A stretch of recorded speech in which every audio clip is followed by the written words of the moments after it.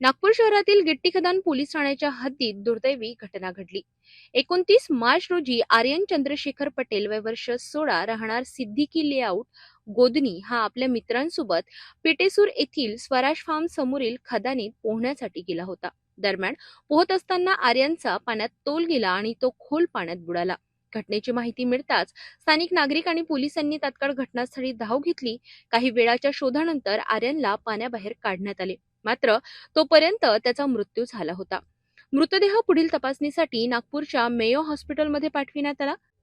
या प्रकरणी मृतकाचे वडील चंद्रशेखर पटेल यांच्या फिर्यादीवरून गिट्टी खदान पोलीस ठाण्यात अकस्मात मृत्यूची नोंद करण्यात आली आहे।